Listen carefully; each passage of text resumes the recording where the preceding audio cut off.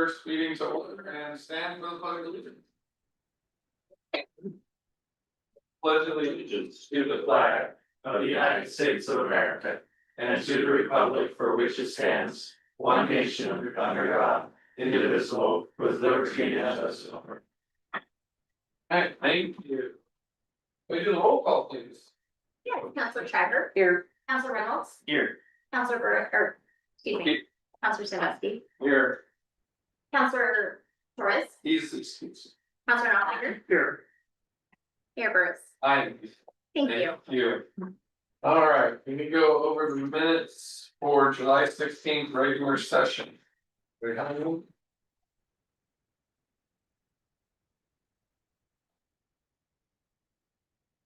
I move that we approve the June, you're right, yeah. I say wrong. He said no, it is a June 16th, we didn't move the meeting. I move that we approve the June 16th meeting. June 16th minutes. Second. All right, any further discussion? All right, all those in favor to approve the June 16th minutes? Say aye. Aye. Opposed? Pass those. Let's go to. Now we're in our public comment section, so anyone may address the council after being recognized by myself, however, topics which are legal in nature. Cannot be addressed, please state your name and address for the record, time is limited to 3 minutes per person. And from my last. So if anybody has anything, now's your chance. Nobody else anything? Why? Yeah, we're doing it not on the end, Jenner, come on up. Okay, Yeah, we've been talking about, last few meetings, code enforcement downtown and trying to get parking. Homeless moved along, stuff like that. And I wanted to, for starters, have some positive feedback. And Sean Berger. There, and Kyle Fetzer have been roaming around town a bit lately. In reflective vests. And actually talking to business owners downtown. Scooting some homeless people along. Monitoring some parking issues that are kind of a hot topic right in that little 3-block corridor. And I just really wanted to say thank you for that. It's really appreciated. It doesn't take much effort to make a difference. And these two guys I saw downtown at least 2 days last week. Yeah, much appreciated. Kind of filling that little void. As far as that topic goes, I know that on behalf of local business owners, recently the Chamber of Commerce. Drafted a letter, asking for, I believe it was 10%, 4 hours per week of code enforcement specific to downtown Tillamook. And really specific to parking, specific to the homeless camping out. We've got a real issue with our little hole, and the answer that I get is put a gate across it. I don't really know that that's the answer. We shouldn't have to fence and gate everything. But anyway, so the chamber asked for a dedicated 4 hours per week. And I believe that it was denied. And so I really think maybe that's something that we should be discussing is getting it taken care of. The core of downtown Tillamook is probably the most important thing to me, and I'm sure to a lot of local business owners and shoppers alike. I was in the plaza just this last weekend. We had a homeless guy in there again, walking back and forth, yelling, screaming, and you could see people headed into the plaza, go down to Recurrent, turning around, leaving. Some of them were going ahead, going through, but it's kind of a deterrent. And like I said last time I was up here, we're in a 3-month run. This is our chance to make money, and we need a welcome. A welcome downtown for shoppers to come into. Personally, I spend 6 months out of the year losing money. I lose an average of $300 a day for 6 months. That would be the winter months. That's about $40,000. To keep my doors open costs me $40,000. But that's also to keep my employees there. So I need to make that money in the summertime. I need to make money. And I usually do. The Dutch Mill is about a break-even proposition. We make $60,000-$70,000 going through the season. We burn up 40 or 50 of it in the wintertime. And I need downtown to be welcome to shoppers, tourists, and families. It is a priority. And I do believe that the response to the chamber was that it was not a priority to take care. That's my hope, is that it what didn't hit the priorities. I think it is a priority. Thank you, Perfect, thank you. and thank you. Anybody else? I was going on, I'd like to add that, like we had our workshop, you know, this is a joint effort, and thank you, I appreciate that, you know, a lot of times. Seems like I always get beat up on the public side, but that's been a joint effort, like today. We ran 3 people out of the Second Street Clock there a couple of times, but that's working in harmony with PD, I mean, I can't do this on my own, so like. But Satter's helping us, Hollis helped us, Nick's helping us, so I think give us a couple of weeks, we're just now starting to track them, but you're gonna see a difference in the downtown. Where it's not, maybe we ran that whole guy out there, picked up garbage behind here today, we picked up some stuff from the Fields building there today, so give us a little bit of time, we're just getting this thing off the ground. But I think we're heading the right direction, like I don't think I know we're heading the right direction, but it's joint, it's public works and PD. Where, so, that's what the audience. Can I just respond to the city's response, because they carried, and I don't know what was shared with you from the chamber. But I have the letter here that I wrote, and to say that we denied a request for a specific, I think that's a matter of semantics. We just said that our code enforcement and management, we don't have the ability to just say 4 hours dedicated is gonna go, but we will continue to do this. We have upgraded our patrols, as I discussed in the letter, we've had instructed public works to be around there. And we did tell the chamber that we were open to discussing other tools and options and that could help with that, right? So the city is very much open and actively hoping to work with the chamber on finding solutions. What we said no to was that we're not going to assign somebody a specific 4 hours on that. Right? But we have increased our presence and increased our patrol without assigning our code enforcement officer to be a specific 4 hours in one spot. Because we have a whole city of code enforcement that needs to be taken care of that he's looking at. We appreciate your comments and your thoughts. We want to help our business community thrive and succeed. We're just looking at holistic ways to do it rather than just one code enforcement officer spending dedicated time. We don't want it to be 4 hours, 1 hour a day, 4 days a week. We want it to be sporadic times and other times where cumulatively, they probably do spend that much time downtown. But we're spending more time and more staff time with our department heads, our uniformed officers and others that are down there. So we hope that that the chamber is getting the response that they're looking for. We're just looking at it from a different perspective. All right. Anybody else for public comment? See a bunch of people here, go ahead. Also just added that, Terry, I did apply for a grant to clean up homeless camps, and we'll see if we get that. And I identified one other grant that I hope to apply to hopefully help us clean up homeless camps as well, so. I love that, It's appreciated. yep. The community does look good. Driving through it looks good. We need to get a handle on it before it gets worse. Yeah, anybody else? Another chance? See a bunch of faces. All right. We'll move on to any announcements.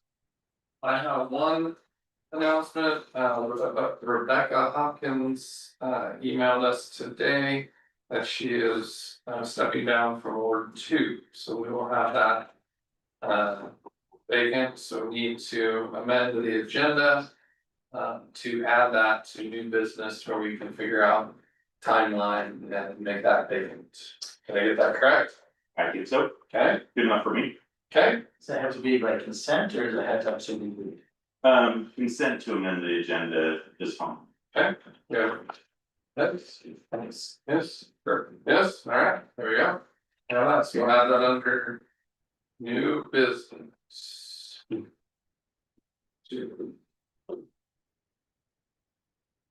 that for number 2.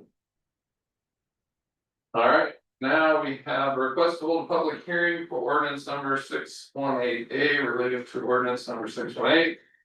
From 1947 vacating Delani Alley between streets 3rd and 4th Street. We'll open it, we already did. Yes, we have to. If Oregon's weird to me that we have to have the public hearing before we discuss that thing, so open the hearing and we'll have maybe. Perfect. Okay, so I'll open the hearing. For ordinance number 618A, the purpose of this hearing is to provide the public with an opportunity to submit testimony concerning this. We'll begin the order of business with staff report followed by public testimony. And conducting this hearing, so, but. Staff report first, who wants it? Megan's gonna do it. Thank you, Megan. Okay, so the purpose of this request to vacate the alley east of Del Monte Avenue between 3rd and 4th Street is none other than just to rectify legal inaccurate legal description that was originally noted in an ordinance 618 that is in your packet. It was reported in 1947, and upon the sale of this property is when the county discovered it, reached out to us, and legal advised us that we should go through this process. Even though it's been vacated, we have to go back and amend that with the proper legal description, and go forward. So staff report in your packet shows a map of the area. It also shows the incorrect and the corrected map description for your reference. Staff found no other issues in regards to vacating the lot, since technically it was already vacated.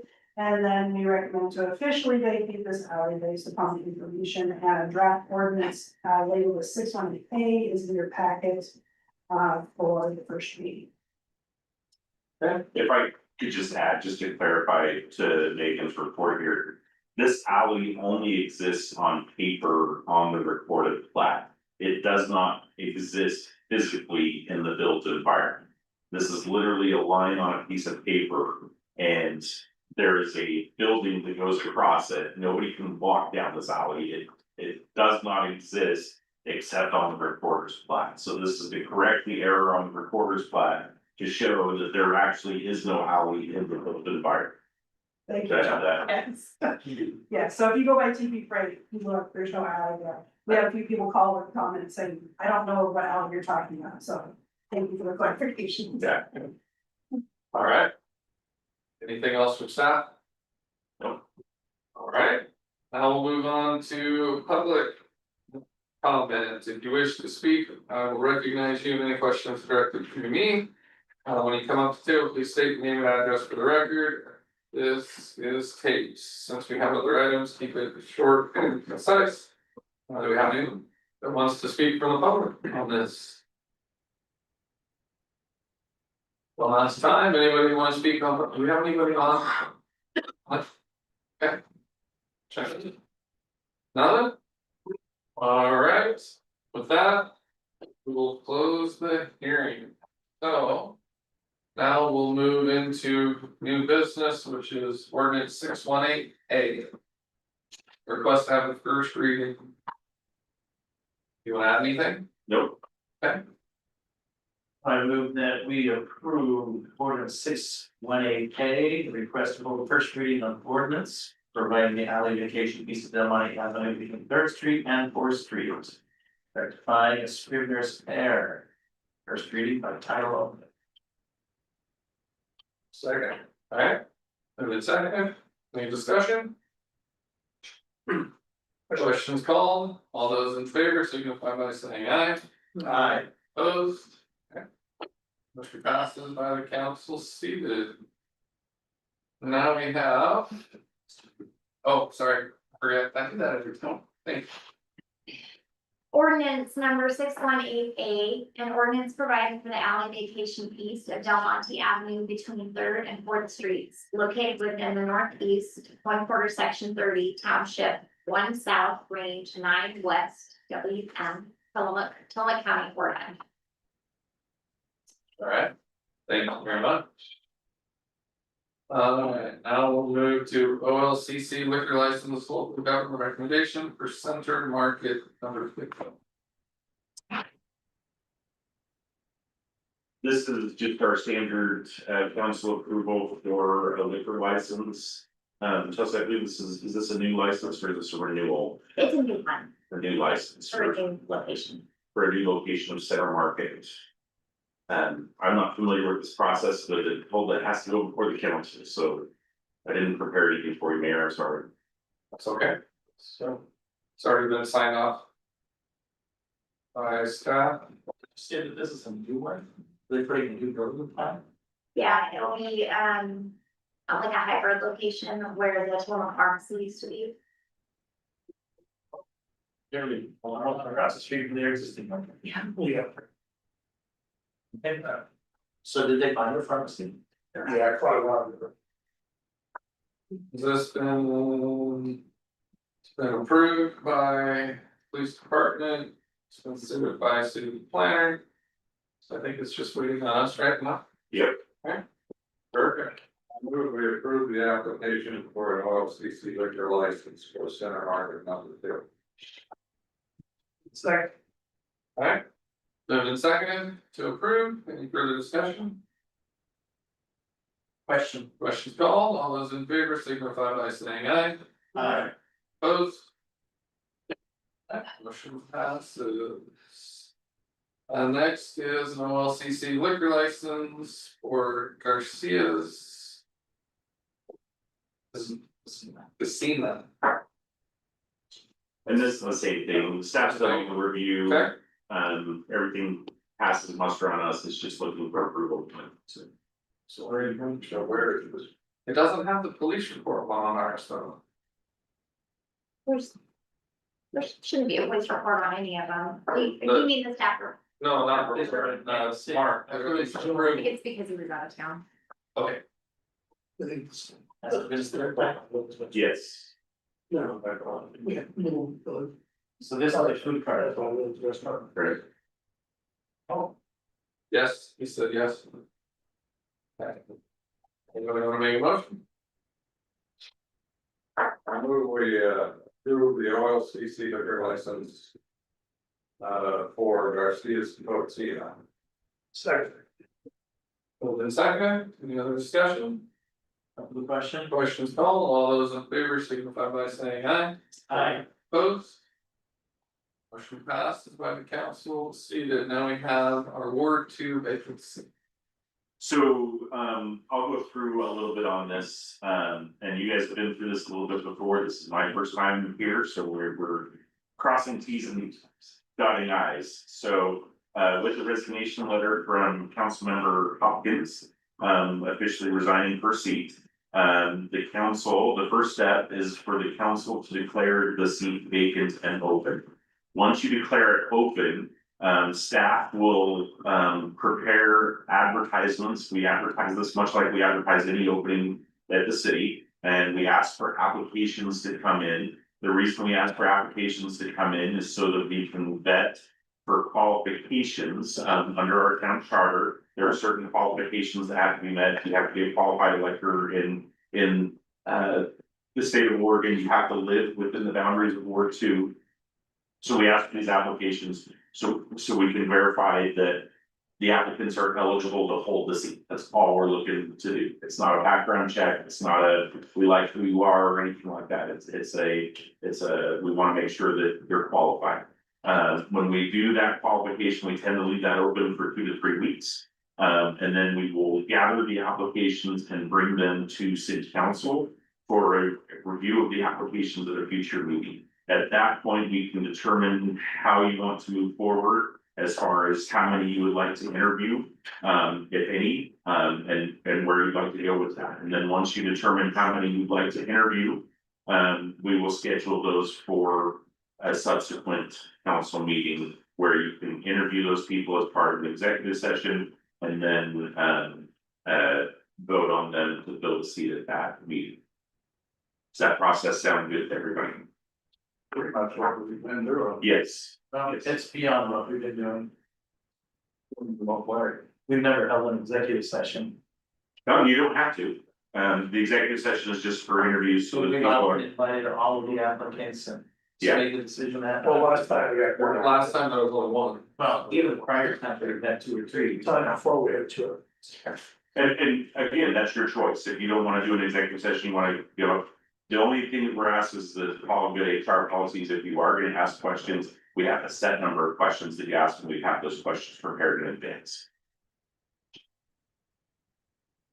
Is that a law? It's equal opportunity employment, yes. Because they technically are employees of the city.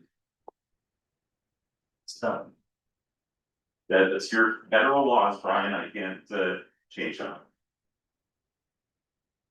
Alright. So you need a motion to declare vacant? Yes, so we want a motion to declare the seat. I move that we declare Ward 2 vacant and open. Sorry. Alright, moved in second.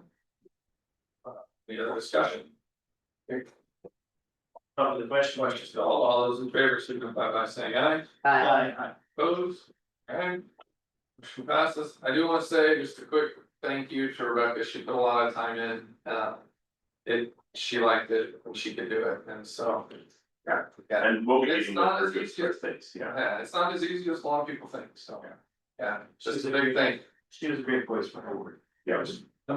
So we will begin the process of preparing. It's usually just our volunteer application. And we'll advertise it, we'll put it on the radio tomorrow, we'll get it out as in all the normal spots to see. And then we will make sure that we, as part of our conversations, we identify what Ward 2 is, so that people can know where they live and whether they're qualified for that. Perfect. Alright. Thank you. Now we'll move to presentations. CDBG income survey presentation. Alright, So we're working with a company called RCAC. This is Sabrina, and I'm sorry, Sabrina, I forget your last name. Strauss. Sabrina Strauss from RCAC. She's gonna go through this presentation describing what they are doing and why it will be important to us. And there will be some action items for the council at the end. Turn the time for Sabrina for that. Hopefully we'll get the presentation up in full screen and. Sorry, in advance of her. We just want that, yeah. Might have to hit enable editing button on my yellow ribbon on top. Because that's what I want. There you go. There we go. And your clicker right there should work. It works, perfect. Make sure you're sharing. Sure. Thank you everyone for letting me speak today during your session. My name is Sabrina Strauss, as I was introduced. I'm from RCAC. So RCAC is a small, not small, RCAC is a large nonprofit. We help small communities. I'm part of the environmental program, so we focus on helping with small water and wastewater utilities, helping with capacity needs, helping with access to funding, things like that. So just wanted a quick background on who we are before I dive in. I'll be talking about income surveys and how that process looks. So a quick agenda of what I'm going to talk about is what the different income surveys are that we do. I'll be focusing on the LMI, or low to moderate income survey, because that's what's needed for applying for community development block grant funding, which is what we've been asked to come in and help do the income survey for. And then just briefly why communities need them. I'll talk about what our CAC's role looks like, the full process, and then y'all's role, timeline, and this maybe if we have time, I'll go over some case studies next and stuff. Just some acronyms that I'll have throughout. I'll make sure to clarify them as we go along, but I wanted just this brief slide here. So if anyone looks back over it, just in case I didn't describe it on the slide itself, we've got like a little key here of what those will be. So I'll try to just explain them as we're going. So the first type of survey, the survey that will come in as our CAC to help y'all do would be the low to moderate income survey. This is typically done to show eligibility for CDBG, or Community Development Block Grant, and HUD, which HUD is they implement the CDBG grant, so HUD, Housing and Urban Development. So this helps determine the percentage of the population that's low to moderate income. And you must be at least 51% low to moderate income in order to qualify for funding. So it's looking at income distribution by surveying people based on which bracket of income they fit in. The brackets are predetermined by HUD. But we go in and send out, I'll go into further detail later, but the survey will have like, say they make 0 to 10,000 and then 10,001 to 15,000, 15,001 and so on. And so instead of reporting their exact income, they would just see which bracket they fit in. And then that number is determined or used to help us determine if they are 51% or more low to moderate income. So the focus is on income distribution throughout the community. The caveat with this is that it is a sample survey, and so instead of doing a census survey where you would send out a survey to each member of the entire community. And then just try to get a sample of that to respond, we can only send out the survey to a sample of the population. This is HUD's guidelines that we have to follow. It's one of the things that kind of makes this really challenging, and I'll talk about that a little bit more later.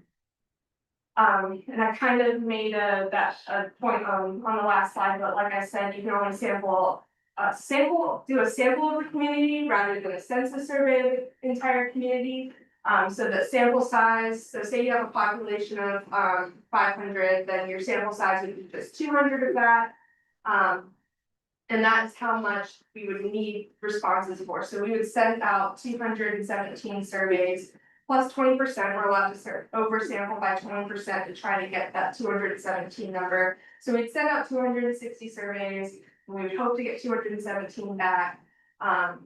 If people send a refusal, like they don't want to respond, we can count that as a no and then pull out of like a group B. So I'll explain a little bit more about the process, but we randomize every single person that is a resident six months or more out of the year as part of the survey universe. And then out of that whole survey universe, we would pick 260 people out of this example here. And send them letters, the refusals, we would mark as a refusal, and then we would pick out of that big pile of 500, we would have like a group B of like 264 people we could replace those refusals with. The MHI survey, I'm just gonna talk real quick what that is, because we're not really focused on that one here, but just if you hear that, there's two different types of surveys. This median household income survey asks direct like their exact income of each individual that we survey. That would be a census survey of the entire community. And then this is like looking at the median, so the middle income, lining it up from like the least earning household to the most earning household. And say there's 500 of those, you would go to like number 250 in the middle there, and that would be your median household income. This is for USDA, SRF, or state revolving fundings, and then we can also, that number is helpful for rate studies as well.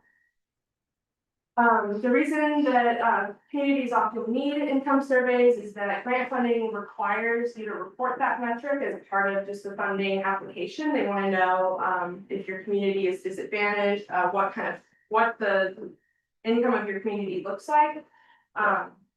In some like USDA funding, I know if you have an MHI or if it's 80% or lower than the state MHI, then you qualify for more grants. So the income survey can just show if the community has more need, and so that's a lot of times why we come in and do it. Also, a lot of smaller communities will be lumped in with a county or with a larger, like the state or larger city, and so it'll look like their census income is reported way higher than it actually is because they've just been lumped in with someone. They don't actually have a survey done of their community, and so they won't be qualified for loans and grants that they otherwise should be qualified for, because it would say like, oh, their MHI is 80,000, and then you go out to the community and you can tell that it's definitely not an 80,000 MHI kind of community. They are not just not there, but that's not shown on paper. And then income surveys can also help build local engagement, because this is going to be a heavy lift where we're out there, like we're asking the city to get out there and engage with the community. So throughout the process, I think it's a good way to kind of build that engagement with your community, because you're going to need to be out there talking to them and letting them know about the survey. I put in bold at the bottom that it's only valid if households respond, so especially with this LMI survey, we can't just use.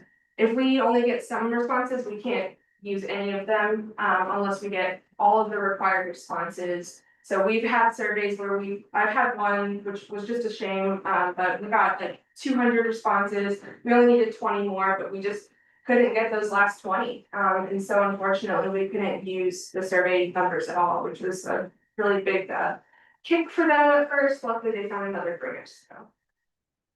And then the next few slides, I'm gonna kind of highlight the difference between our CAC side of this project and what we would ask community leadership to do. So it sounds like from our meeting earlier that we would, at our CAC, I'd be working a lot with Adam. Mostly, and so we would have, like, Adam probably would help coordinate which city staff would have the capacity to step in and kind of help do that community outreach and engagement part. Because it's gonna take a lot of just dedicated want to support the survey. We might have to have you do like cold calls to call the list and ask or like encourage people to fill it out. On our CAC side, we're kind of like the background of it, like helping push it forward and providing the income surveys. We write up the methodology that will need to be approved by Business Oregon. So first step will be writing, after they've already gotten approval from Business Oregon to do the survey, which they have. The next thing is to write out the methodology, which is how we're gonna do the survey. And that will need to be approved by Business Oregon. And my team takes care of that. We just ask for a little bit of data to fill out that methodology. And then we take care of mailing, preparing and mailing the surveys out, and then collecting and recording the responses.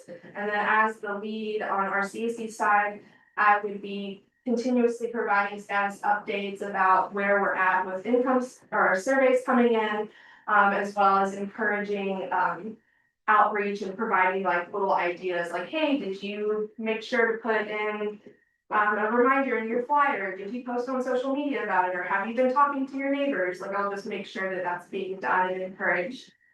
And then we put together a final report that shows you the MHI, and it also has the data that we pull. We randomize all of the individuals that respond, and so it's all confidential information, but we'll be able to provide you that raw confidential data, so you'll be able to look at the MHI.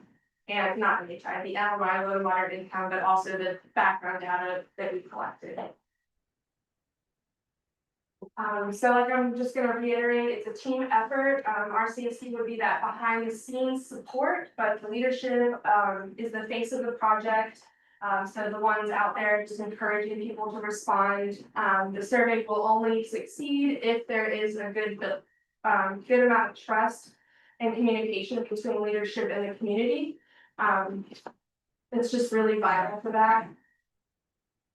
And I just will say it, I'll say it over and over again. We can send the letters, but you guys are the ones making them matter. We can track all the progress, but the city is the one pushing it forward. So if we don't have any participation, the survey is invalid. But if we do, we have strong leadership outreach, we can have success and then get that funding potential. Yes. On our side, are we limited to cold calls, or are we allowed them outdoors? Door knocking is great too. My only thing would be that you can't collect surveys yourself. So you can pass them a survey and say, hey, you can mail this back in. I will also provide an option for responding online, so they can do like a Microsoft Forms, scan a QR code and send that in as well. And then I'll ask more questions at the end too. Have more question time. So I'm gonna go through the next few slides are gonna be everything that our CAC does. So the first thing is that introduction of the community. So we did do an introductory meeting this morning. And I'm here to kind of talk about some more about the income survey with y'all. So that's kind of that number one piece. And then we start to gather community or gather and confirm information that we would put into that methodology. So this is gonna be an official letterhead, official signature. And then we're also gonna need a list of all of the people on the drinking water, everybody that's in the drinking water systems 6 months or more out of the year, so permanent residents. And I will make sure that I coordinate with Adam about this, and I send an email asking exactly what we need, but this is just kind of just to go over it for everybody. And then the next thing we're gonna do is have a kickoff meeting where this is gonna serve as a lot of that, is talking about our expectations. And then on our CAC side, we have a couple of intake documents that we fill out together. And then throughout that, I'll be requesting those items for the methodology. I mentioned earlier. Once we've got those items that we needed, that letterhead and signature and all of that, we can draft our outreach letters and flyers, so I'll help design flyers for y'all to be able to post around everywhere. Our CAC will write the letters, we just ask for like a little description of the project need that we can put into there. So then we'll get y'all's approval for the letters. Once they're written in the flyers, of course, we'll make sure that they look good to y'all before we put it in the methodology packet. Finalize that methodology packet with everything that y'all have agreed with. Send that to Business Oregon, who's the agency that would be approving it. This can take anywhere from a week to like a couple months it's taken whenever they have a huge backlog of communities that want income surveys. So we try to get this done as quickly as possible, and on our CAC side, we can get the methodology done within just a couple of weeks if we have everything that we need as far as information is. We've got a template that we start with and it can be done pretty quickly. So yeah, getting that methodology approval, and then we have making sure we have that customer address list. We'll meet and make sure if there's any questions about, hey, we have a mobile home park, do you want to hand deliver these ones? This is a vacant lot or something like that. So we'll meet and make sure that if there's any questions from my initial review of the address list, that those are taken care of before we send anything out. And at that same meeting, we'll discuss the dates that we want to send the letters out. And then we'll also talk more about outreach and engagement that's tailored to your community. And then the outreach will begin. We've got that methodology approval and the date set, so that's when we'll start sending letters out. And I will make sure to have regular check-ins with y'all, so I'll make sure to send out regular emails or calls. I think our method of contact will be emails preferably. Just making sure that I'm letting y'all know what responses are coming in and that y'all are being encouraged to do outreach. And then as this goes, we'll reevaluate the strategy as responses are tracked. So if it's really, really low, we might have to talk about like what other creative methods we might need to get those responses in. Number 14 says may need to revise and resubmit. I'm hoping that by including things like the QR code, which I've had to revise and resubmit methodologies for, and writing in that we can use community-based volunteers to go door to door, because in the past we weren't doing that. I'm gonna write all of those things in the beginning with the methodology, so hopefully number 14 doesn't have to happen at all. And then once we meet the response rate, we can write that final report and we'll have an offboarding meeting. So that's the end there of our CAC's tasks. To get all of those things done, we have 80 hours that are budgeted for us. It's free to the community, of course. We get grant money that lets us do this for free. But that's 80 hours that we're allowed to do it. And that's my hours as well as the income survey team's hours. So all of those tasks divided across 3 people.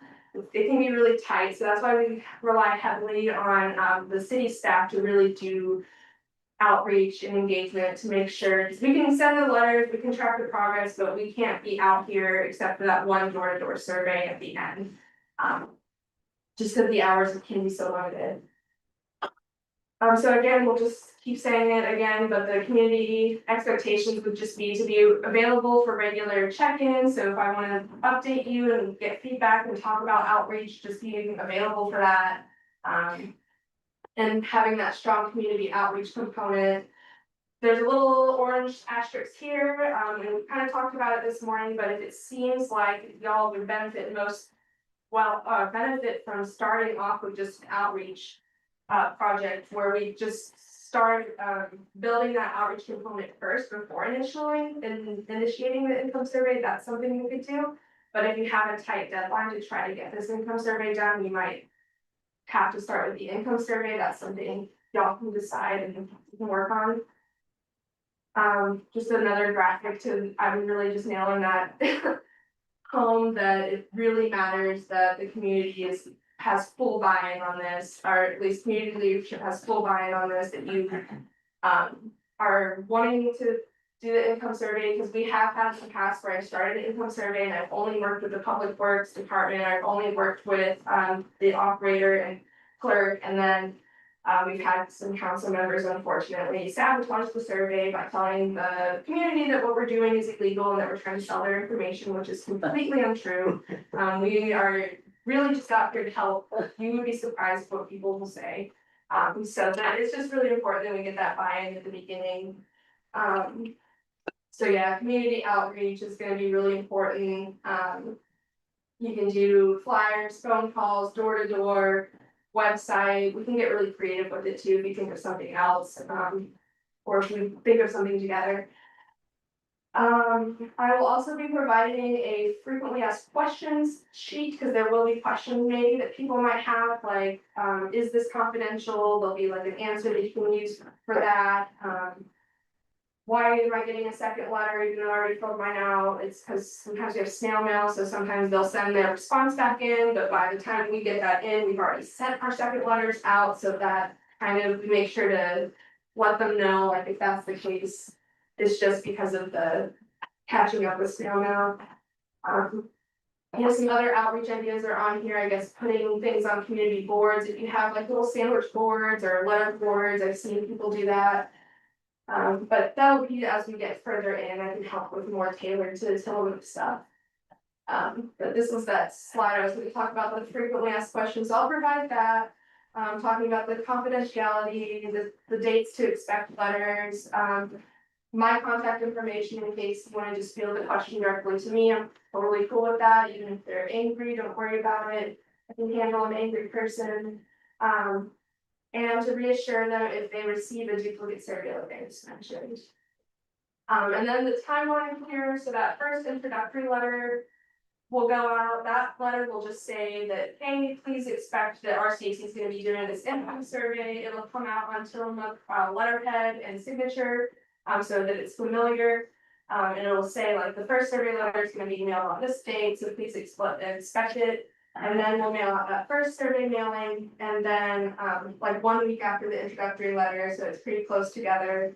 And we'll start collecting responses, and then about 3 weeks after that, we'll send out the second mailing to get in any more responses if we didn't collect the first time. And we do that 3 times, and in between each time, we'll be doing outreach and meeting and making sure that we're doing as much as we can to get that outreach and education.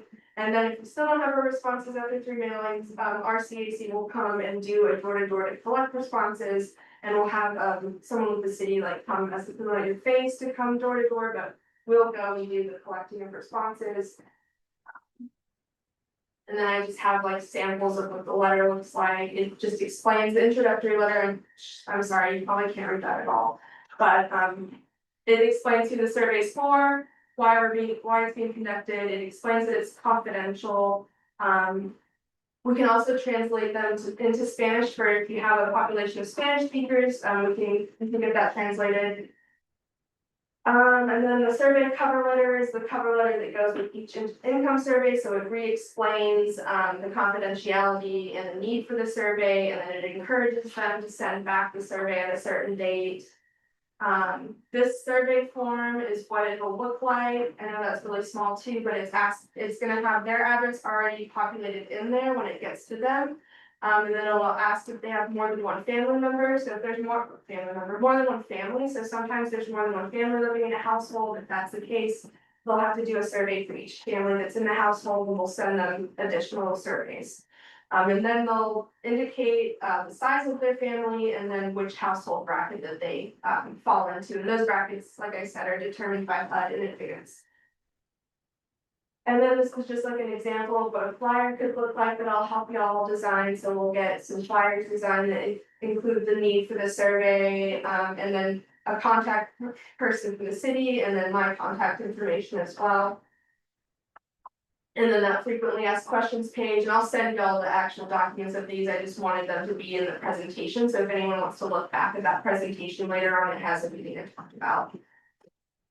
And then this is part of that intake documentation. When I work with Adam, we're gonna do a community work plan. It's just a document that says, hey, RCAC is gonna do this. So RCAC is gonna help you collect responses. and the community is gonna be available and be doing outreach. And then I just wanna talk about a couple challenges that I've seen in income surveys I've done. I think because sometimes RCC is coming in and doing this for free. So the communities that I've worked with, it maybe seems like there's less chips on the table, they didn't pay someone 20 grand to do this. So it seems like maybe there's a little less buy-in. Again, that relationship between utility and communities, there's a lot of mistrust, they're definitely not gonna respond and tell you what their income is, it's a really personal question. Of course, community capacity, I worked with one fire district and we got towards the end and then it became fire season and they really just couldn't go out there and do any outreach at all. Sabotage from within, so that's why I'm kind of here, getting the buy-in or just letting y'all know what we're actually doing, because that miseducation and mistrust can cause a lot of problems. And then again, we're asking them for their income, it's one of the most personal things you can probably ask for someone. I think that the fact that we can ask through that bracket instead of the exact number helps soften it a little bit, but it's still a pretty personal question. Again, misinformation and skepticism, not doing outreach, that tight budget, us only having 80 hours. That can just be a challenge. Tight deadlines, so if you're trying to meet a certain deadline for funding, and we're trying to get those income surveys, that can be a little bit challenging sometimes because they can take a few months to complete. And then delivery issues, I've seen some areas where they put a new highway through a community and it really threw off the mailings, so sometimes there's some issues with mailing. If you know your community and there's like those weird little issues with certain addresses, that's where that review of the address list really comes helpful. And then safety, I've actually gone to one where we got to that door-to-door aspect of it, they're like, actually, you're probably not gonna wanna come door-to-door here. If you do, you're gonna get a gun pulled on you, so. That changed plans a little bit for us, we ended up having to do a tabling event instead. And then just the key takeaways, we know that these surveys can be really valuable, the process is really complex, but it is manageable. Budget's limited, but again, it's manageable, and it depends heavily on thoughtful outreach, engagement, and persistence. And that's what I have in terms of questions. Can I interject here, because I think I can answer some of the questions that the council's have. If you'll allow me, Mr. Mayor. So normally, when you think of surveys such as this, and I asked this question when we met this morning to preview this. Normally we'd say, well, if we need 300 responses, let's go stand in front of Safeway and Fred Meyer. We take a survey and we have qualification questions. Do you live in Tillamook? Be the first one. Are you a residential water customer? Those types of qualification questions. And we try to get 1,000 responses to get to the 300 qualified responses that we need. In this instance, we can't do it that way.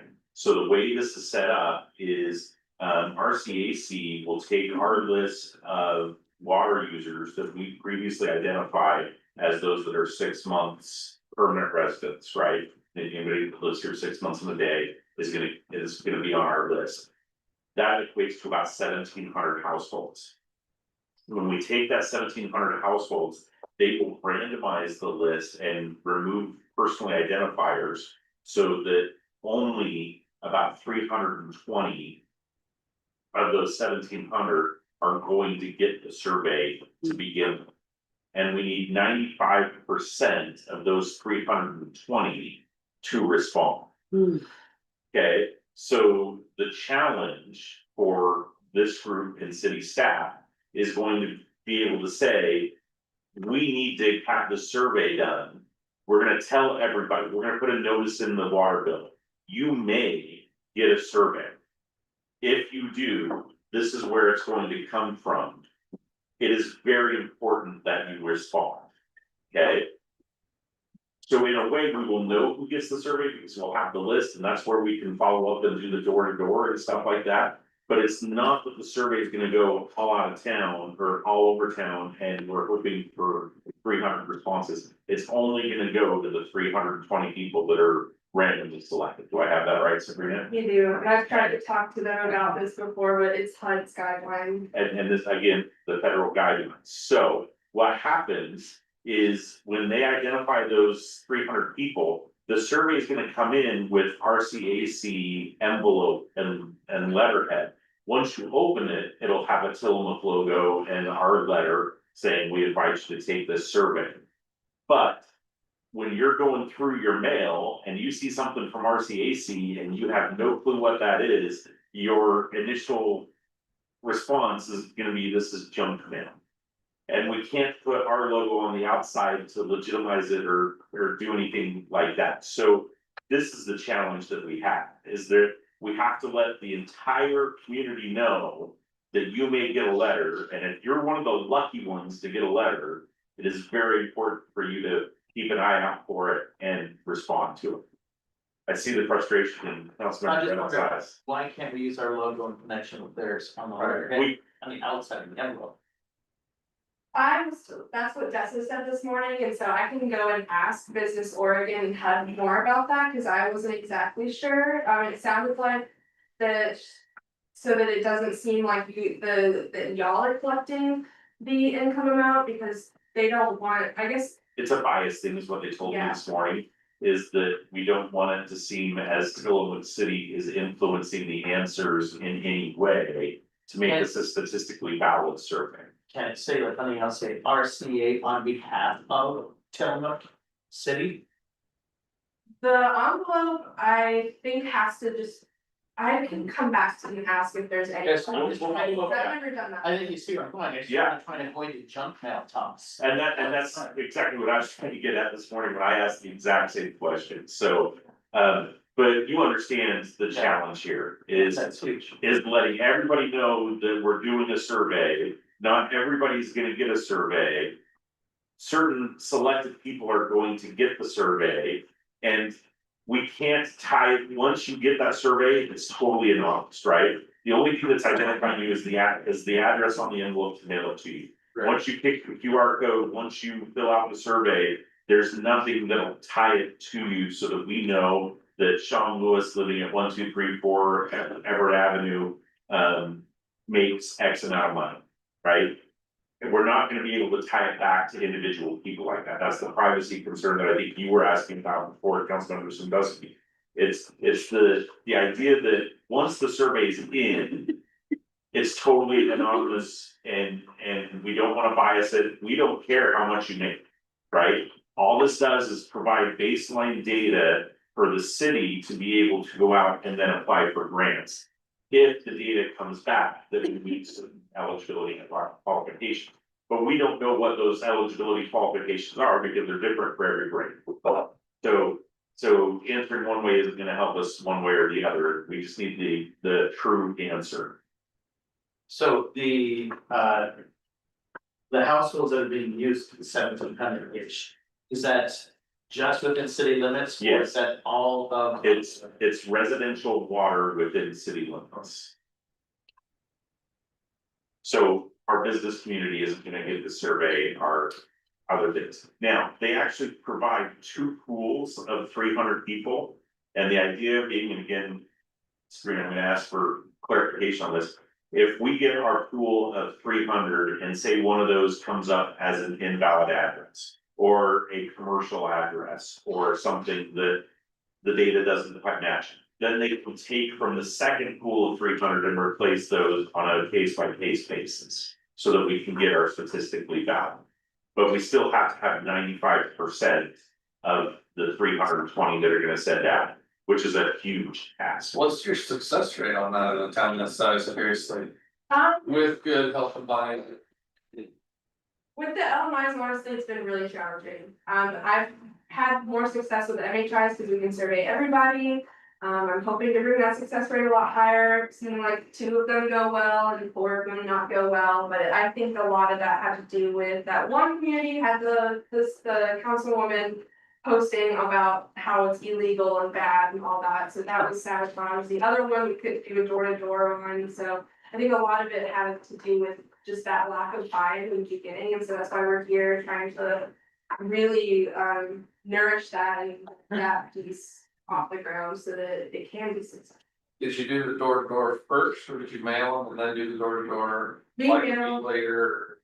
We do 3 mailings first and then we can go door to door, but we can have city volunteers go door to door at any time to encourage survey responses.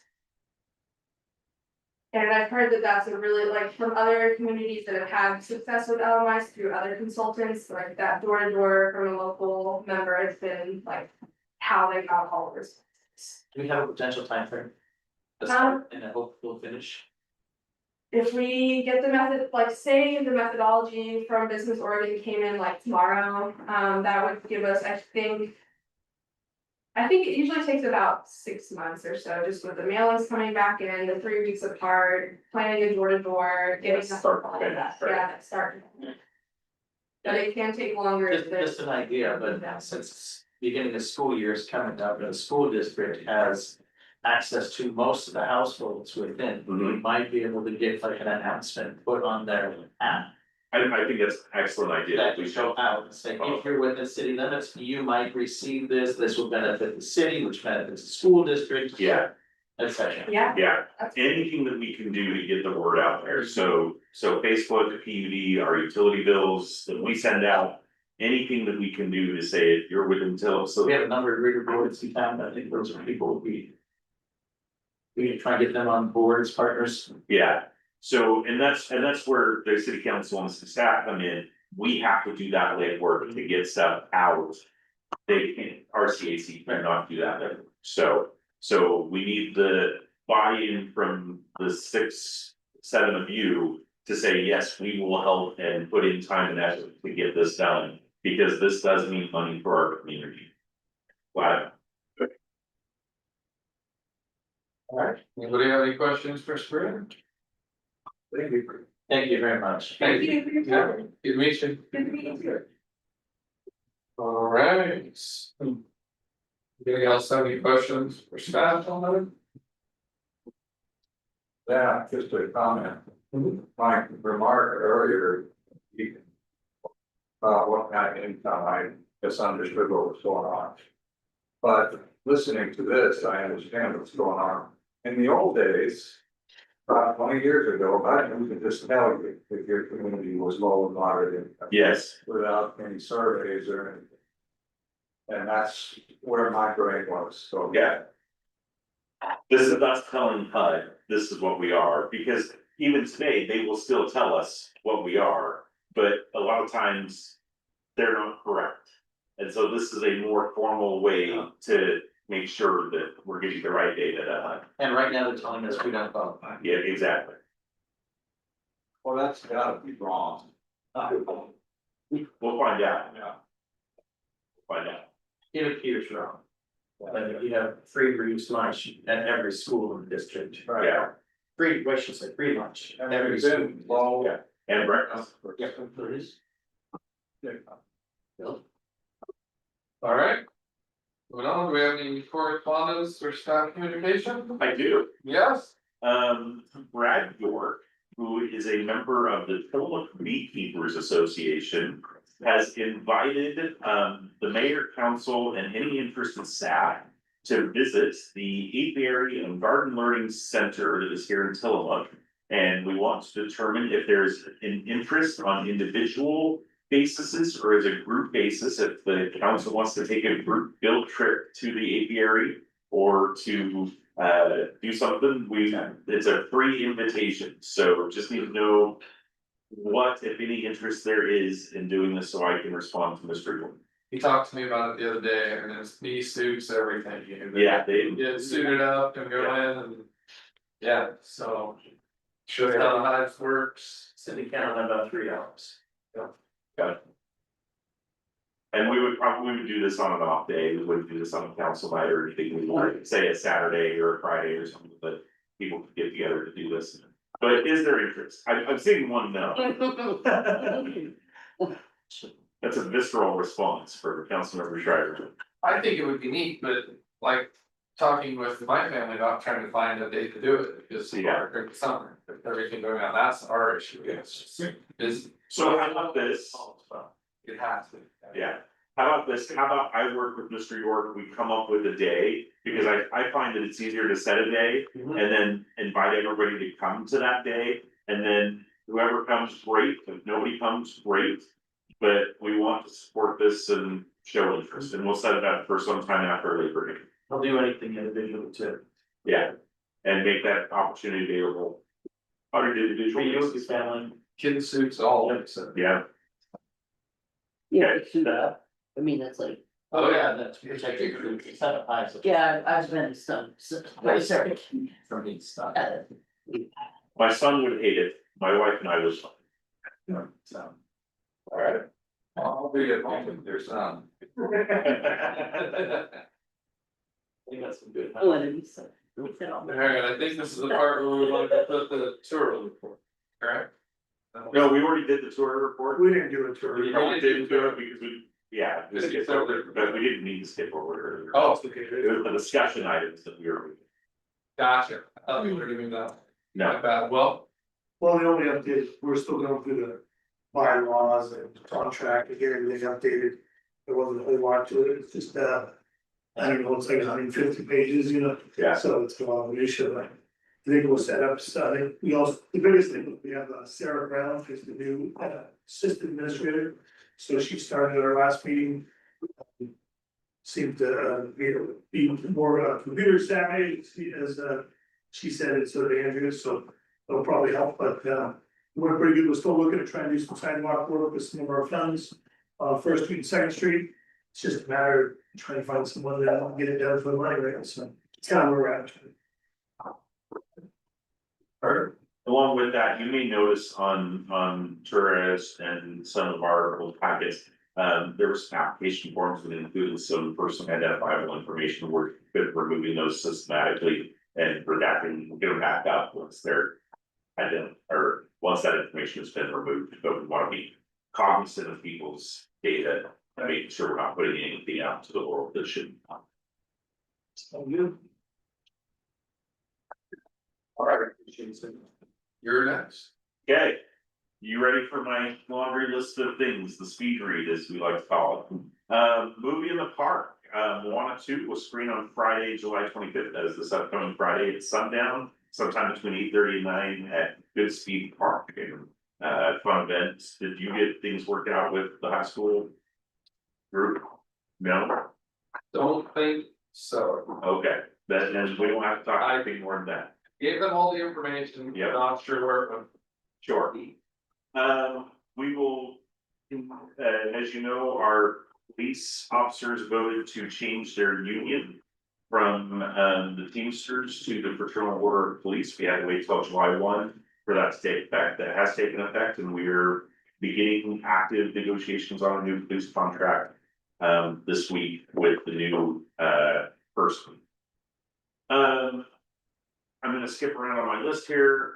We'd like a nod and something to see if we want to have the council present a formal proclamation recognizing Dr. B, and I forget his actual name. That one's good. All benefits. For his service as a medical examiner. And we'd like to present a formal proclamation, declare it Dr. B Day. He has retired. And we want to celebrate him, so we want to know if the council is in favor of celebrating him at a future council meeting where we can invite his family in for a photo op and give him a proclamation and do stuff. I think so. Still a lot of years. Yeah, so what that would mean is we would write the proclamation in advance so that you all can sign it and we can get it framed, looking nice, and to present to him at a future council meeting. Does that sound like a good plan? Okay. Okay. Other calendaring items, National Night Out, Chief Troxel mentioned this is the Police National Night Out will be on August 5th from 5 to 7 p.m. at Goodspeed Park. We want to talk about that in addition to what James' work is doing, that we are going to start, we've switched our meeting provider from Teams to Zoom to make it easier so that we can have some more security joining the meetings on the Zoom link. But with that, we're also able to broadcast live on YouTube. And so we are going to start broadcasting our city council meetings on YouTube so that anybody that can watch it on the World Wide Web can do that. But Jane has asked me specifically, and I've got her paper here underneath all my stuff, that in addition to YouTube, we still have Tillamook County Television, tctvonline.com. And Jane will still be posting her stuff. We're not replacing or doing anything with Jane. We're just expanding our reach. Yeah, YouTube. One quick thing on the national night out, if anybody wants to do the dunk tank, do it, kids love it. They absolutely love it when you're in there, they get to dunk you, it is so much fun, and the water is. Cold sometimes, depending if it's working, and. Yeah, but it is worth it, it's a good night.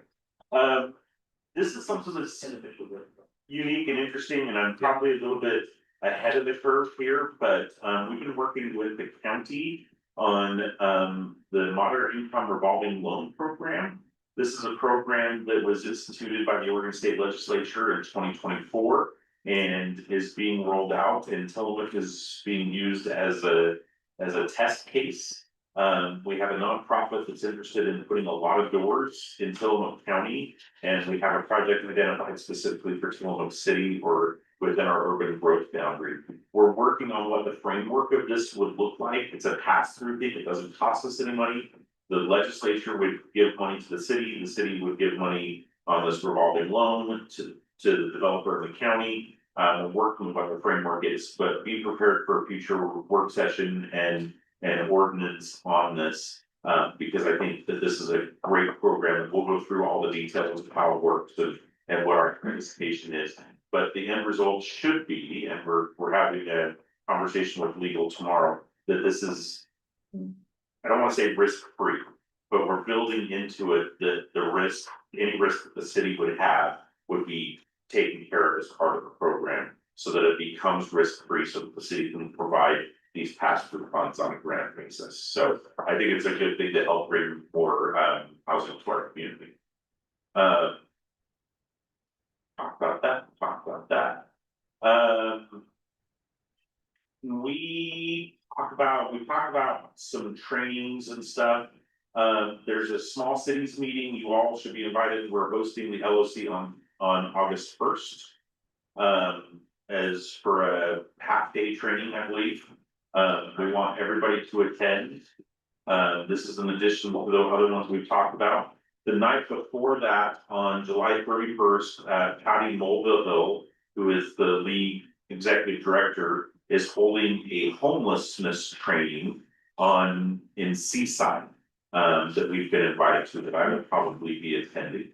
But anybody from the council that wants to attend that with me, I'd be happy to carpool or whatever. What time is the Friday one? I don't have a time yet. We're working to get that, but if you're interested, Brian, I will text you and provide that time. And that'll be here in town, or where will that? No, the August 1st one is here. Yes. The 31st one is in Seaside. We don't have a location, is it in City Hall? I think it'll be at City Hall at Seaside. No, I meant here, the one. Oh, no, here are the ones at the port. Or, okay. I think it's at the Forestry Center. Or did we move it? Yeah. So that's, Let us know, we'll let you know. But we just don't know what time. Yeah, but it'd be during the day, Friday evening. yeah, 31st in the evening, first during the day. Do we have to pay for those venues? I don't believe so. Not this one on the Friday, Okay. the ones that we're doing, yes. So if you don't have. We wanna save some money on volunteer in our classroom, Okay, it seats 30 to 35. So, LLC actually pays for it. yeah, the LLC pays for it, we don't, so they just asked us to help coordinate the venues. Okay, Chelsea's gonna pull up a slide, for me, see if we can get this to work. I tried something new today, so.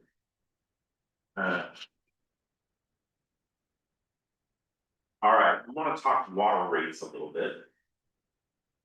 As you know, we've had our water rates, I wanna go back here, we've had our water rates, study done. And the study proposed raising water rates in a couple of different fashions, and the proposal was to raise our rates in a split raise, 5% during the summer and 10% in January. And we need to go through an advertising of it before we do this. And we want to make sure that we understand and that you all understand what the implications are to the end user for water rates with these raises. So what I've got here is the base rate represents what a user who is at our lowest tier pays currently for water, utilities and everything all included. Okay? If we follow the recommendation of the 5+10, so raising it 5%, for the short term, it would raise to 121.99, and after the 10%, it would go to 123.13. Does that make sense? What those increases would do? I believe I have That that. goes from 5 to 10, not 5+10. It goes 5+10, so it should be a 15% increase, So that. but that math doesn't matter. That doesn't matter. So let me pull up Jamie, I've got it here, what she prepared for us. I was just going on, 15%. that 5% is 121. I think she added it up at +5, +5. She did, She didn't do it +10. no. Yeah. So it goes up a little bit more than that, but we can do the math real quick. I thought I was being so smart, but here I did, I screwed up with that. This is what Utah Public Schools did, That's 10%, 10% would be. the 123. Right? Yeah. 134. It'd be 134. This next one's not gonna map right either, in that case. I wanted to add a second scenario, what if we did 50 and 50? So we did a 9% increase earlier than a 9%, and that's what this came up with. Was the 122 and then going to the 123, but again, that's not mapping properly. 35. It's gonna be 135 at the end. The other option, and this is something that was brought up during our budget committee hearing from Justin Offenmeyer, was why don't we just rip the Band-Aid off and do an 18%, so that you only get one group of complaints rather than two. Because you raise it twice, you're gonna get people complaining twice, and we just rip it off, rip Band-Aid off. Remember, the water rate study did recommend that we do an 18% increase, and that would end up being the 135 range. Off the base rate as well. So I'm looking for direction from the council on how you would like us to move forward with advertising, because once we advertise, we have to say what the increase will be.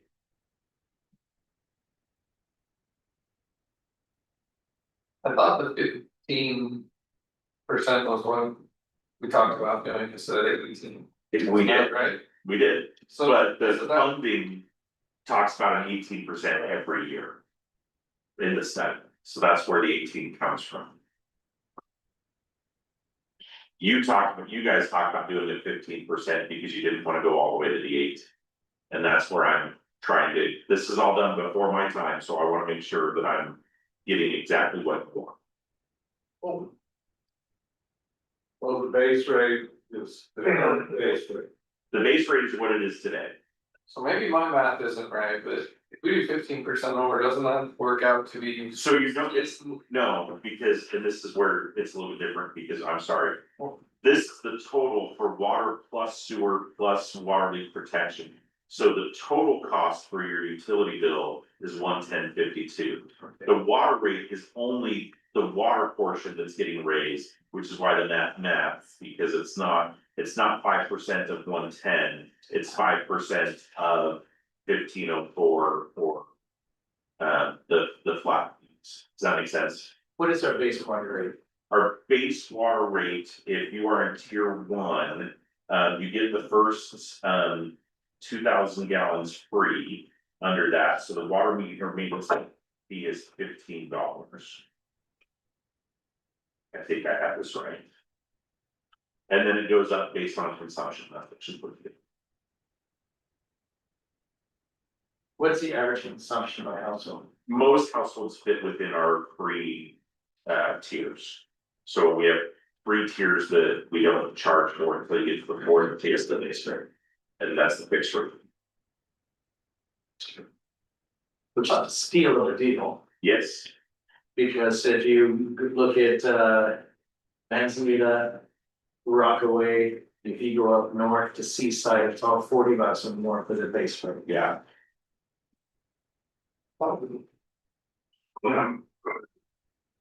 But does the sewer need to go up too? It does, You mentioned. but we have to wait for the sewer study to be finished. Yeah, this slide, too many things today. I know, I started to simplify it for you, Garrett, but apparently I messed it up. are you wanting to get a consensus from the council if we wanna do the 5 and then the 10 later, or just do 15 now with the Band-Aid and just do it? Yeah, Because if that's the case, I vote, even though I do not wanna increase rates, I hate that even doing it because we have to pay it, but I'd rather me, which is going to be me, I'd rather be just the 15 right now. That's just me. Yeah. I mean, I agree, I would be in the same spot. as much as I don't want to, so it is, But that's every single one of us, because we all live in it. Right. yeah, that's what I'm saying, so I don't. But I don't know that math maths, so. No, we know the base rate means nothing to us, right? We know the water rate is gonna get raised. And they can change the fact that we're gonna be 50%, the consensus seems to be one time. yeah. But- So I will bring this back to the council because we have to have hearings and stuff before we can make the rate. I will bring this back with the exact numbers, not broken down, because what I did is I just looked, what I asked our staff to do was give us the total cost, so what the consumer could expect to see their bill raise. And that includes water, sewer, and all the add-ons that go into the bill, We need to see. and not just the water rate. So I would bring it back with both. That is a failure on my part, because I did not give clear. But as hard as it is to raise the rates, if you look back at like the sewer issues, instead of talk to. Yeah. Sean, what's his name at the county? I can't remember that does all the. Sewer and helps with that, Chris, when he was talking. There's lots of places that have done like, I'm just gonna throw a number, they did like $20 a raise, but that was 35 years ago. Yeah, And they have zero problems. They have a fund that is healthy, that supports all their stuff, yeah, and it's hard to do. It's hard to talk about, but like they said, it was a little bit then, and it's made a huge difference. yes, And cities that didn't do that, and Which places was- that didn't do that, didn't do anything for a long time. now we have. And it's not just Tillamook, it's everywhere. You have League of Oregon Cities to talk, it's absolutely everywhere, it's so hard. So, Okay, so what I'm hearing from the council is let's just rip the Band-Aid and do 183. Is that what I hear? Okay, we will advertise for that, and we will bring good data. Okay. Next thing, let's talk about League of Oregon Cities Conference. So this week, we registered those that expressed interest, and there were 3 of you that expressed interest in attending the League of Oregon Cities. And there were some questions that came up about what the city would pay for. And this is something that I'm taking ownership of, but I want to make sure that you all know what went into this. When we look at attending conferences and such, we have in your budget that you approved a travel and sustenance fund, and then the conference registration fund, okay? What I've broken down here for you is for 3 attendees, the registration for the conference is $525. The bonus sessions, this is a mayor workshop and a council workshop, are $100 per person. There's a mileage reimbursement that comes in there. I did not have the mileage on this before when we spoke. A mileage reimbursement, this is to pay the federal mileage rate for you to drive your car from Tillamook City Hall to the hotel, which is what we reimburse for. Is that a per diem cost using the GSA per diem rates, so the federal rates that we follow for Portland, and this would include first and last day plus your meals, and if there's any meals that are provided by the conference, we would subtract those out. This is the maximum number for that. And then the hotel costs, and on hotel costs, we booked Wednesday night through Saturday morning for the hotel, which is actually 1 day less than what is recommended. They have to stay through Saturday night into Sunday morning. I don't think any of you are planning on doing that, so I felt okay. no, Yeah, we don't. I felt it was okay to take that day off. Okay, so what you're looking at is my little spreadsheet that I mathed today. Under the travel and sustenance, we have 1,600 for the council and mayor to attend. And that was the blue category, so your mileage, your per diem in your hotel, and you can see we're already at 200% of that budget just in this conference.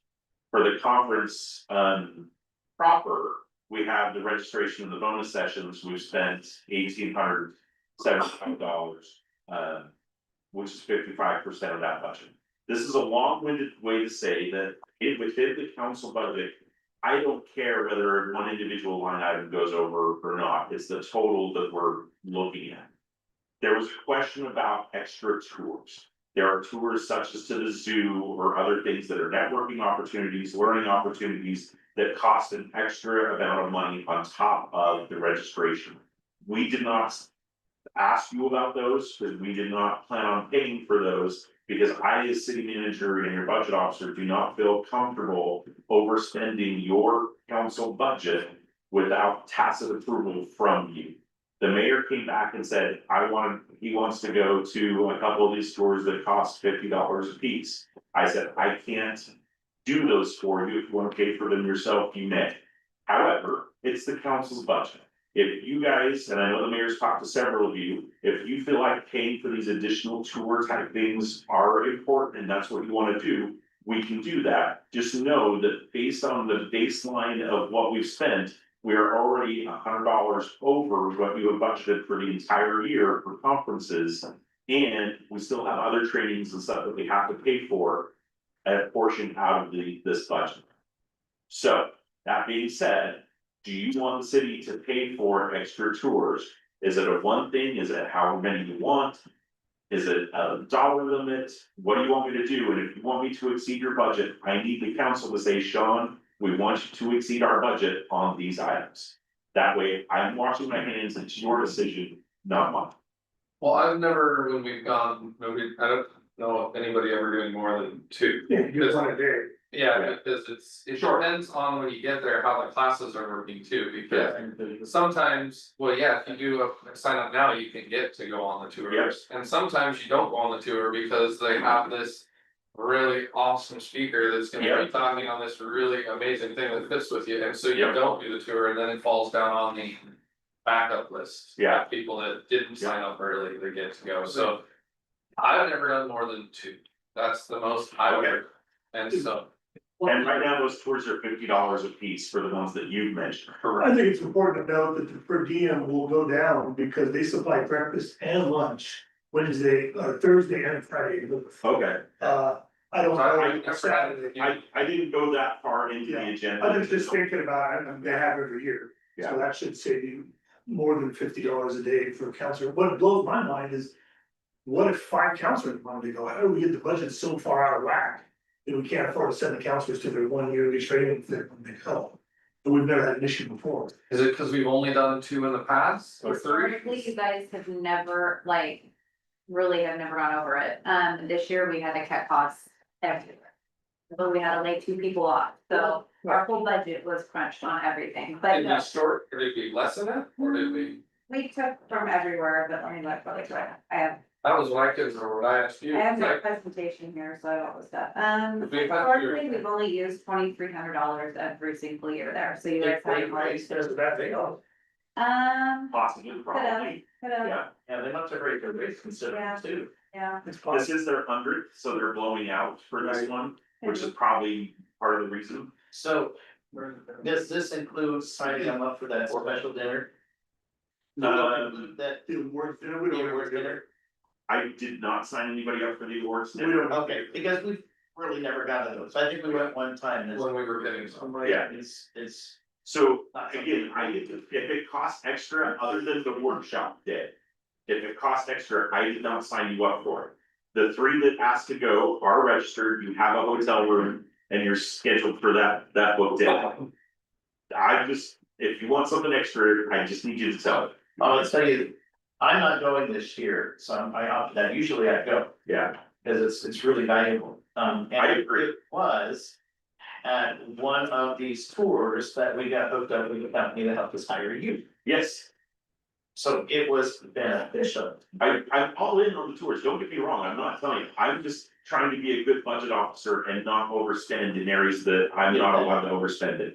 I'm gonna propose that we allow the $50 per day per counselor and there they're going, because I'm pretty sure 2 meals for those 2 days are gonna eat up most of the overage, especially if we're only over 109 right now. Okay, That's my, just my proposal. again, I'm okay with that, if that's the direction. And when you Yes, just, yeah, the per diem could be reduced and it should be reduced. Yeah. yeah, per diems are pretty high, usually. Yes, more than I can remember. Yeah. Never. Yeah, that's okay. That's what Now, to be fair, one of the things that I am implementing as city manager. Before, we have always, what I understand the city has done is we approve travel and you just take your credit card and go, and we bring the expense reports back and you have all your receipts and everything. We're doing away with that. We're doing pre-approved travel. That's all we've done. That's all Before we've done in my time, I can't travel. I think he's talking staff. Oh, Mrs. staff, yeah. When we do a travel, even with the council, we will have a form that says, what is the conference cost, what is the per diem, what is the hotel booking and everything, so we know what those costs are before we say, yes, you're going to this. To avoid these types of conversations, so that we know what's in the budget and that we're not overspending, so, Maybe. yeah, sorry about it. So, I'm hearing, book you guys on tours. Is that If they want. One per day, yeah. one per day, $50 maximum? I think that's all they are. Yeah, I don't think there's any, Yeah, And I'm not sure if do they all have a premium or is some of them, I can't remember. Some of those, I don't think have a. I feel like there's some bigger ones where they took it like last time, University of Oregon, and they Yeah. took you bumps, but that was a little more, maybe that was more of a premium tour than. They drove you through town and looked at what they're doing for the homes, I'm not sure, I took one that was literally a roundabout. yeah, yeah. You drove every single roundabout for Okay. like 4 hours and then. I'm good with this. Those of you that are going, look at the tours, get it back to us tomorrow and we will book them. Is that fair? Yeah, Yeah, cause I don't think. Wanna make sure I'm getting the right- That, Fine, it would be short 109. I've never, in all the years, I've never even been on a tour. Thank you for being on. Seriously. yeah, I'm just trying to make sure you guys know what the ramifications are and that I'm not gonna overspend the approved budget unless you guys specifically tell me to. Cause that's my job is Well, budget. I probably won't go to one of those extra I'll have to look at, ones If you don't that. go, they end up not turning. yeah, it's not. So, But I would like to do 2 of those tours. Yeah. The So tour. what I'm gonna do is, rather than hash this out here, Yep. those that are going, Chelsea and I will reach out to you individually. Be looking at what you may want to do, we will amend your booking accordingly. Okay. Is that fair? Yeah. Chelsea, you good with that? Yeah. Okay, And you're, just to clarify, the city card will be for the hotel stuff. We won't have to use our own. But, yeah. Okay, yeah, we have booked your hotels. making sure. And that's on the city credit card, we have, per diem and mileage will be paid via check in advance. And we will go through the agenda and subtract the breakfast. For example, if the hotel offers breakfast, we don't pay you for breakfast, or if the conference offers breakfast, we don't. Always does breakfast. Yeah, so those breakfast and lunch, we will take those out. These are just what I could put together in a half hour before council meeting to give you an idea. Okay, we all good? Everybody's happy? We like, Okay. alright, you got anything else? I don't think so. Let me just double check my lists. I'm sorry, I need the, Well, we're still talking about what, I mean, this is 5 months down the road. Is there a cancellation policy or fee or something, say something happens, we wouldn't be able to go to. usually on conferences, it depends on how soon you cancel. Hotels, we can always cancel right up until the day you check in. Conference registration, sometimes it's a 2 weeks out. I'm We just have curious, like, to, it is quite a chunk of time. Mine is 2 weeks. Okay, that's fair, that's what I'm sure. so. So that's that. That's it. Okay, we'll do council comments, we'll start on this end. I got nothing this week. Nothing this week. Nothing. No way. Well, I'm disappointed Pat Care's not here to say the RVs are gone from 6th and this stuff. They just put it over 2 hours. Huh? No, those two are gone. Those are gone. Yeah, because we told them, yeah, they have, so they're gone. I'm just disappointed she's not here. No, this was. No. Anyway, that's it. With that, I move the authorized. Second that one. Alright, moved and second to pay the bills, will you please hold council? Yes, Counselor Shriver, Aye. Counselor Rath, Aye. Counselor Sandusky, Aye. Counselor Oxinger. Alright, that motion passes to the bills, and if there's nothing else, we will adjourn. Thank you, everyone.